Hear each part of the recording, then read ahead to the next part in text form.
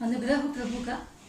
फिर से मैं आप लोग की उपस्थिति में आई हूँ, आप लोग के साथ आई हूँ और धन्यवाद करती प्रभु का कि प्रभु फिर से एक नया दिन दिया है कि हम सब मिल करके प्रभु के नाम की महिमा को करने पाएंगे।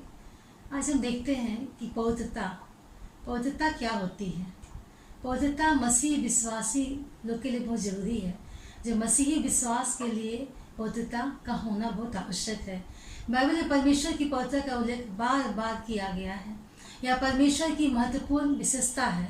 परमेश्वर का यह विशेषता सभी नैतिक, धार्मिक, सच्चाई और न्याय का मूल सिद्धांत बन जाता है। परमेश्वर की पवित्रता को समझे बिना पाप की गंदगी, गंभीरता और भयानक स्वभाव को समझना संभव नहीं है। जी हाँ, जब तक हम परमेश्वर की पवित्रता को नहीं समझते हैं, हमें इन सब बातों से पाप की जो गंदगी है, गंभीरता, भयानकता है और जो स्वभाव को समझना संभव नहीं है।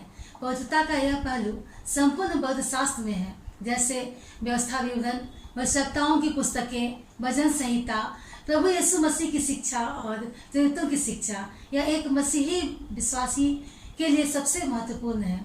हम लय व्यवस्था उसका 19 अध्याय और उसका 1 पद पढ़ते हैं तो उसमें लिखा हुआ है, इस्राएलियों की सारी मंडली से कह कि तुम पवित्र बने रहो, क्योंकि मैं तुम्हारा परमेश्वर यहोवा पवित्र हूँ। आमीन। परमेश्वर मूसा की व्यवस्था की पुस्तकों में अपने आप को प्रकट किया और अपने लोगों से पवित्र रहने की इच्छा जाहिर की है। जी हाँ, मूसा के द्वारा परमेश्वर ने अपनी पवित्रता को प्रकट किया और उनका इच्छा है, वे चाहते हैं कि उनके लोग पवित्र रहे ताकि परमेश्वर की पवित्रता का पूरा जो अधिकार है उनके जीवन में आने पाए। निर्गमन 28 अध्याय उसका हम 36 पद को पढ़ते तो मिलता है उसमें, फिर चोखे सोने की एक पट्टी बनवाना, जैसे छापे में वैसे ही उसमें ये अक्षर खोदे जाए, अर्थात यहोवा के लिए पवित्र। तंबू और पवित्र मंदिर में होने वाले समारोह के विषय में यहाँ पर बताया जा रहा है, जिससे परमेश्वर के लोगों ने परमेश्वर की पवित्रता को सीखा। याजकों के वस्त्र इस्राएल के राष्ट्र के लिए हमेशा याद दिलाने वाले थे। फिर चोखे सोने का एक टीका बनवाना, जैसे छापे में वैसे उनमें ये अक्षर खोदे जाए, अर्थात यहोवा के लिए पवित्र। जी हाँ, उस समय उनका एक समारोह होता था और उसमें जो याजक होते थे उनके वस्त्र में इन मोहरों को बनाया जाता था, यहोवा के लिए पवित्र।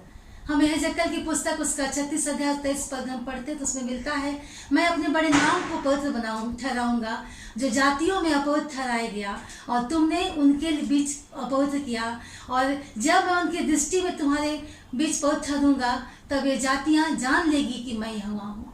परमेश्वर यहोवा की यही वाणी है। जी हाँ, पुराने नियम में परमेश्वर के भविष्यवक्ताओं ने इस्राएल राष्ट्र को इस तरह से उनका जीवन को जीने का निर्देश दिया गया था कि वह संसार में परमेश्वर की धार्मिकता और पवित्रता को प्रदर्शित करें। जी हाँ, उनका ये नियम था, क्योंकि परमेश्वर राष्ट्रों के बीच पवित्रता को सिद्ध ठहराता है। हम भजन संहिता उसका 99 अध्याय का 9 पद पढ़ते उसमें लिखा, हमारे परमेश्वर यहोवा को सराहो, उसके पवित्र पर्वत पर दंडवत करो, क्योंकि हमारा परमेश्वर यहोवा पवित्र है। जी हाँ, हम एक वचन पढ़ते उसमें हमें मिलता है भजन संहिता का ही 96 का 6 पद में, उसके चारों ओर वैभव और ऐश्वर्य है, उसके पवित्र स्थान में सामर्थ्य शोभा है। जी हाँ, जैसे हम लोगों ने वचन में पढ़ा भजन संहिता 99 का 9 में कि हमारे परमेश्वर यहोवा को सराहो, उसके पवित्र पर्वत पर दंडवत करो। जी हाँ, हम उसके चारों ओर उसके वैभव और ऐश्वर्य को देखते हैं और उसकी पवित्र स्थान में और सामर्थ्य शोभा है। भजनकार परमेश्वर की पवित्र रूप की बड़ाई करता है और पवित्रता से शोभामान होकर उसकी आराधना की जानी चाहिए। यहोवा की उपासना उसकी विशेषताओं के लिए उसकी महिमा करना चाहिए, क्योंकि पवित्र आराधना का मूल विषय पवित्रता है। जी हाँ, हमें परमेश्वर की पवित्रता को बरकरार रखने के लिए, हम उस जीवते परमेश्वर के लिए हमें आराधना उपासना करने की आवश्यकता है। मत्ती 5 अध्याय 48 पद में लिखा हुआ है, इसलिए चाहिए कि तुम सिद्ध बनो जैसा कि तुम्हारा स्वर्गीय पिता सिद्ध है। जी हाँ, हमें प्रभु यीशु मसीह के द्वारा उन्होंने अपने शिष्यों को एक चुनौती दी थी कि वे वैसे पवित्र बने जैसा परमेश्वर पवित्र सिद्ध है। परमेश्वर चाहता है कि हमारा जीवन उन्हीं के जैसा पवित्र और सिद्ध हो। हम पहला थिस्सलुनी उसका 4 अध्याय का 7 पद पढ़ते, उसमें लिखा हुआ है, क्योंकि परमेश्वर ने हमें अशुद्ध होने के लिए नहीं परंतु पवित्र होने के लिए बुलाया। आमीन।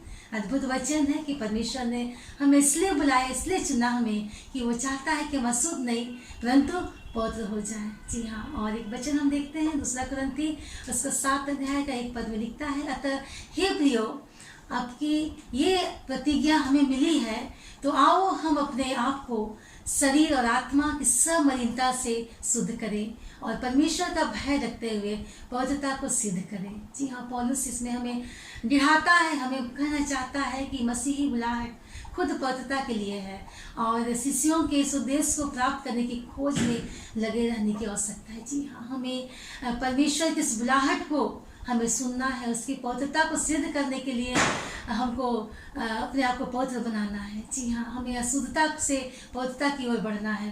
पौलुस का यहाँ पर कहना है कि खुद को मसीह बुलाहट के लिए हमें पवित्र करना, उसे तैयार करना है।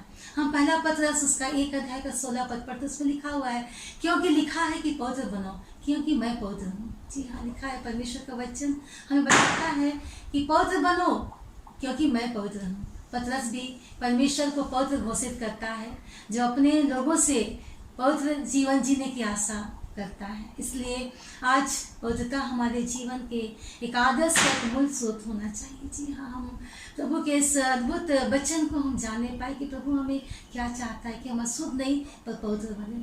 वो प्रभु का ये कहना है कि हमें प्रभु अपने स्वरूप में रचा है और चाहता है कि हम उससे अपने आप को पवित्र बनाए, ना कि हम अशुद्ध वस्तुओं में अपने आप के जीवन को बर्बाद करें।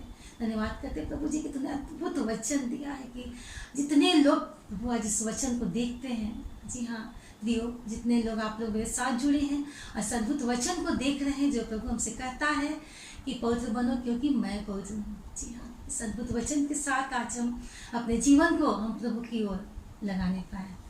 आइए प्रार्थना करते हैं।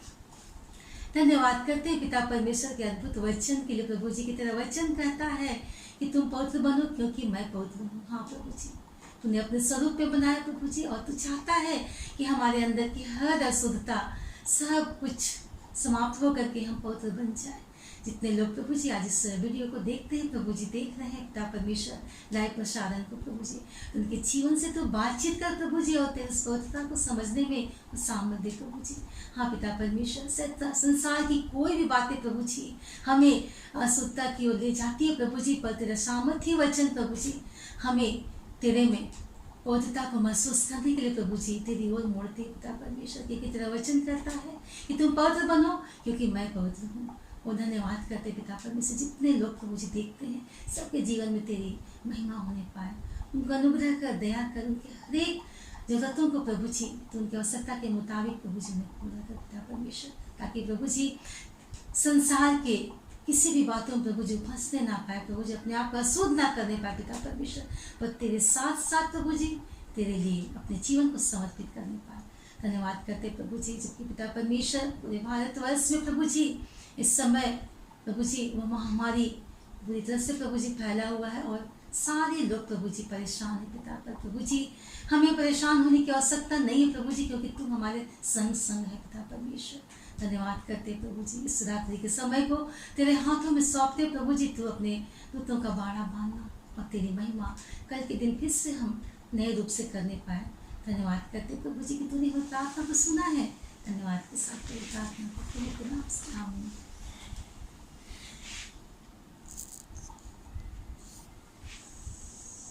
बहुत बड़ा